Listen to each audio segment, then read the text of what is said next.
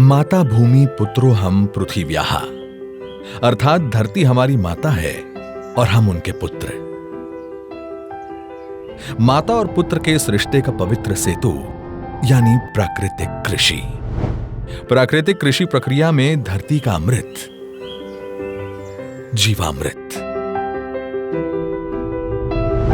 आइए हम जानते हैं कि जीवामृत का निर्माण कैसे होता है। प्रयोगों से पता चला है कि 10 किलोग्राम गोबर के साथ गौमूत्र, गुड़ एवं 2 दले चीजों का आटा या बेसन आदि मिलाकर यदि उसका प्रयोग किया जाए तो चमत्कारिक परिणाम मिलते हैं, जिसका नाम रखा गया जीवामृत। जीवामृत निर्माण के लिए जरूरी सामग्री देखते हैं। 10 किलोग्राम देसी गाय का गोबर, 8 से 10 लीटर देसी गाय का मूत्र, 1.5 से 2 किलोग्राम गुड़, 1.5 से 2 किलोग्राम बेसन, 180 लीटर पानी, मुट्ठी भर पेड़ के नीचे की मिट्टी।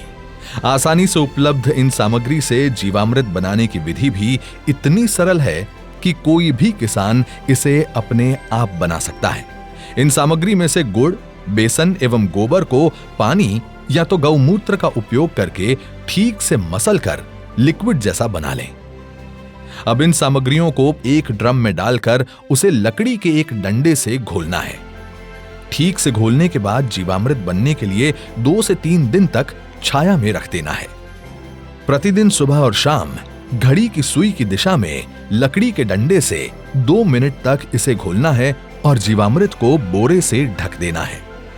यह जीवामृत जब सिंचाई के साथ खेत में डाला जाता है तो भूमि में जीवाणुओं की संख्या अविश्वसनीय बढ़ जाती है और भूमि के रासायनिक व जैविक गुणों में वृद्धि होती है। जीवामृत को महीने में 2 बार या 1 बार उपलब्धता के अनुसार 200 लीटर प्रति एकड़ के हिसाब से सिंचाई के पानी के साथ दीजिए। फलों के पेड़ों के पास दोपहर 12 बजे जो छाया पड़ती है, उस छाया के पास प्रति पेड़ 2 से 5 लीटर जीवामृत भूमि पर महीने में 1 बार या 2 बार गोलाकार में डालना है। इससे मिट्टी स्वस्थ बनती है और फसल भी उतनी ही बेहतर मिलती है। इससे किसान के मित्र माने जाने वाले केंचुओं की संख्या बढ़ती है। प्राकृतिक कृषि में गहरी जुताई की भी जरूरत नहीं होती है। इतना ही नहीं, प्राकृतिक कृषि भूमिगत जल को भी बढ़ाती है। इस प्रक्रिया से मुख्य फसलों के साथ सहयोगी फसलों को भी उगाया जा सकता है। घन जीवामृत जीवामृत का ही सूखा हुआ स्वरूप है, जिसे फसल बोने से पहले जमीन में मिलाया जाता है। धूप में सुखाए गए 200 किलोग्राम गोबर में ताजा बना 20 लीटर जीवामृत मिलाकर 2 दिन छाया में रखते हैं। इसे एक बार फिर धूप में सुखाकर तथा डंडे से पीसकर महीन बना दिया जाता है। यही घन जीवामृत है, जिसे 1 एकड़ के लिए प्रयोग कर सकते हैं। प्राकृतिक खेती का एक आवश्यक आदान बीजामृत है। बीजामृत जहां बीज को बीज जनित रोगों से बचाता है, वहीं इसकी अंकुरण क्षमता को अद्भुत रूप से बढ़ाता है। देसी गाय के 5 किलोग्राम गोबर, 5 लीटर गौमूत्र, 50 ग्राम बुझा हुआ चूना और थोड़ी सी मिट्टी को 20 लीटर पानी में मिलाकर बीजामृत बनता है। एक रात रखने के बाद इसमें 100 किलोग्राम बीज का संस्कार किया जाता है।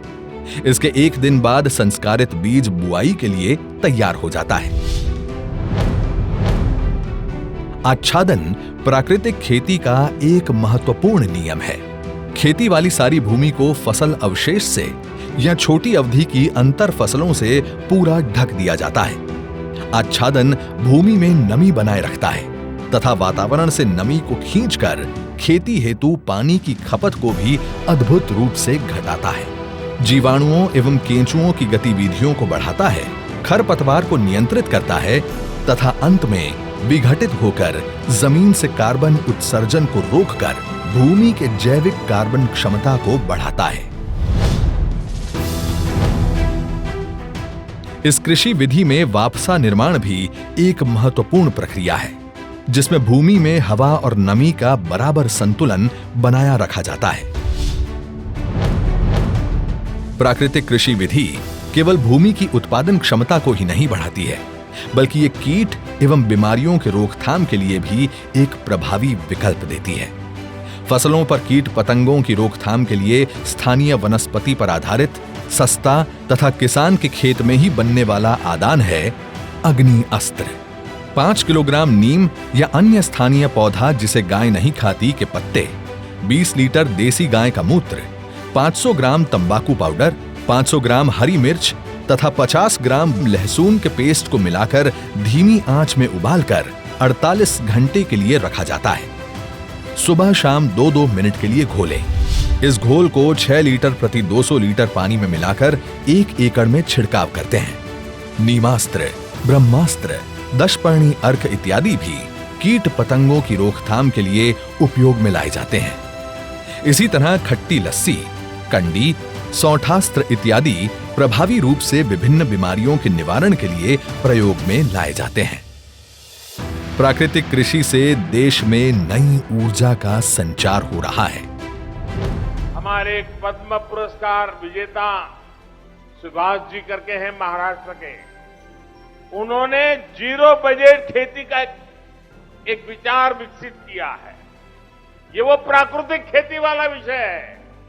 इससे हमारी धरती मां भी बचती है, हमारा पानी भी बचता है और फसल भी अच्छी और पहले से ज्यादा होती है। मेरा आप सभी किसान साथियों को, देश भर के किसान साथियों को आग्रह है, आप हमारी बात को समझेंगे, मुझे पक्का विश्वास है आप उसको अपने खेत में लागू करेंगे।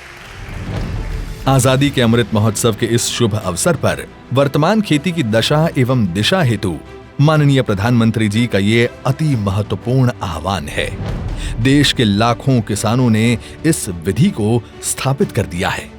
गुजरात प्रदेश का डांग जिला तो पूरा ही प्राकृतिक खेती जिला घोषित कर दिया गया है। देश के कई गांव आज इस ओर परिवर्तित हो रहे हैं, क्योंकि इससे किसानों के जीवन में उन्नति आ रही है।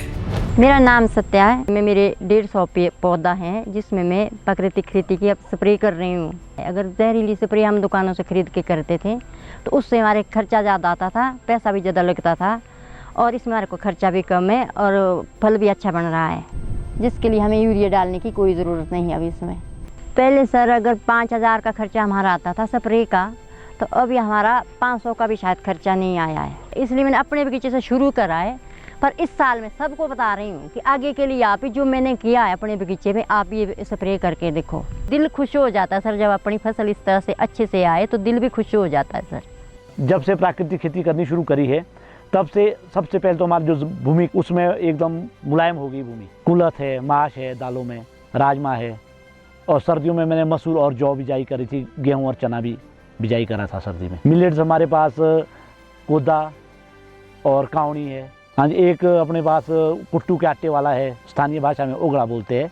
एंटीऑक्सीडेंट सबसे ज़्यादा इसमें है। ये धान हमारे पास 2 वैरायटी का है, ये लाल वाला चावल है और ये आगे वाला जो है सफ़ेद चावल है। इसकी खासियत ये है कि ये बिना सिंचाई की होता है। ये सर जी, मेरा नाम फूल कुमार, गांव बैणी मातो, तहसील महम, जिला रोहतक। मैं प्राकृतिक खेती करता हूं। अभी हमने जब से ये प्राकृतिक खेती करी है तो इसमें हम आपको दिखाएंगे। इस खेत में हमने पंचक्षेत्रीय बाग लगाया है। इसमें सेब, किन्नू, आड़ू, आलू बुखारा, अंजीर, और ये बेड पे पूरे में हल्दी है और हल्दी के नीचे चना है।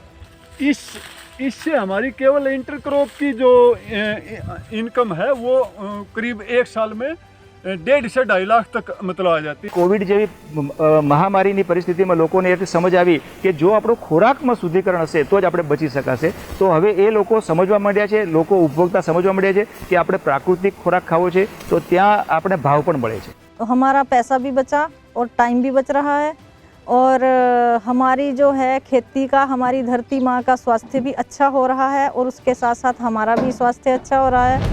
यही तो है आत्मनिर्भर किसान, जो ला रहे हैं गांव-गांव में समृद्धि और बना रहे हैं आत्मनिर्भर भारत।